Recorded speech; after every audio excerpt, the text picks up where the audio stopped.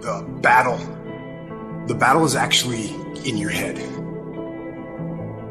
You're not going to hear noises. You're not going to hear gunfire. You're not going to hear any explosions. It's not that kind of battle. What's in your head is weakness and laziness, and they're not attacking. They're sneaking around. They're poisoning the strength in your brain.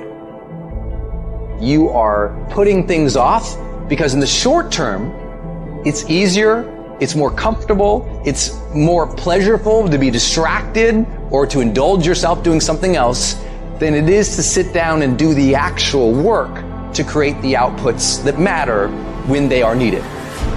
And I know what it's like to tell yourself, I'm going to start on Monday. And then for the next 5 days, you gorge yourself, or you're extra lazy, or you treat yourself extra much because you know you're going to do it this time. And this time I'm serious, and this time I'm for real, and I'm going to get it done. Except you're not.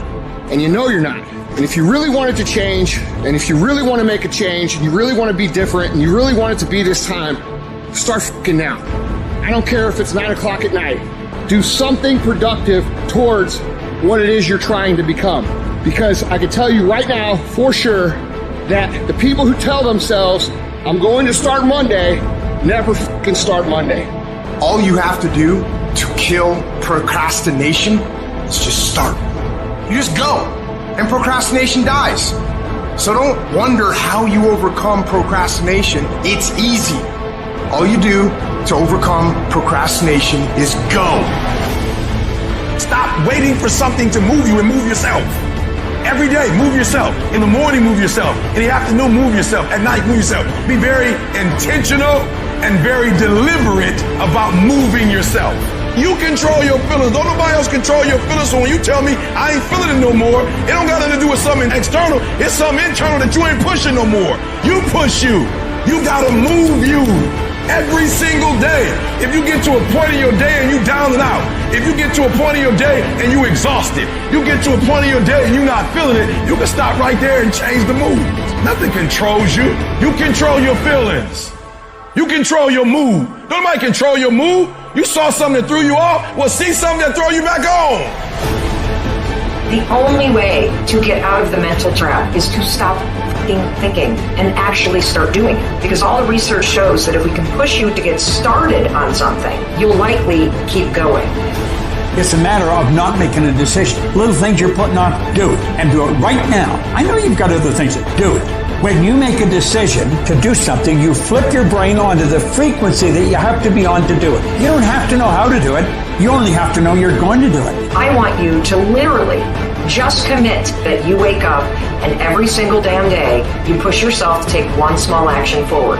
Every day for a fucking week.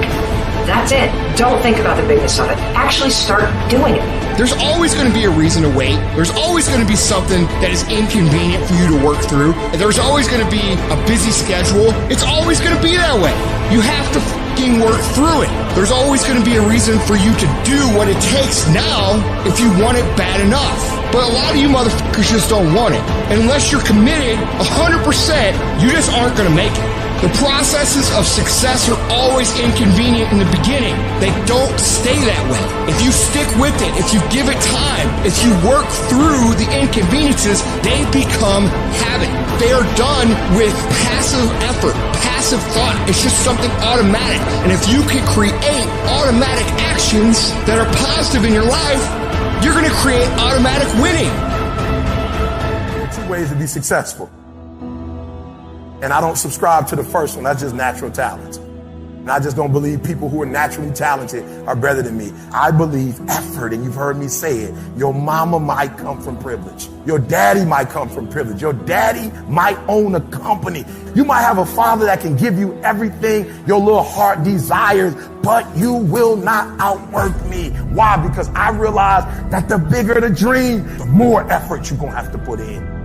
I'm saying that some of you in this room, you might have small beginnings. You might not have a lot of money. You might not have a lot of resources. And I need you to understand that the bigger your dream is, the earlier you're going to have to get up. The longer you're going to have to stay up. I'm talking about concrete commitment. I'm talking about the commitment that says, I am going to stay true to what I said I would do long after the mood that I've set it in has left. Because I think we all know in this room, character's not something that we inherit. Character's something we gotta wake up every single day, we gotta fight, and we gotta build it. You gotta begin with the end in mind, so whatever your dream or your goal is, you gotta wake up every day to it. You gotta go to bed with it. You gotta read stuff, the music you listen to, everything you do gotta pour into that dream. I understand it is in the process that you get better. It's in the process that don't nobody know your name, and 5 years later, you're one of the best in the world. Why? The process. I don't get up at 3 o'clock in the morning because I'm broke. Then why do you get up at 3 o'clock in the morning? Because I ain't finished yet. I am not phenomenally skilled, but I'm phenomenally willed. My IQ may never change, but my will changes every year. I get stronger and stronger and more determined. Why? Because it's in my DNA. I make the decisions every single day to be successful or to be a failure. We're not dealing with chance no more, baby. This all choice. If you are not that talented, you can beat them with time. You can get to the spot before they get to the spot. Get your butt up and get there. Get up. Act like you playing basketball. Act like you playing football. Compete. That's what bothers me. Many of y'all are not competing. I need effort. Compete. Act like you playing football. Go in that doggone classroom. Compete. Many of you have lost your competitive edge. Get your competitive edge back. I'm not against no other motivational speaker. I'm just competitive.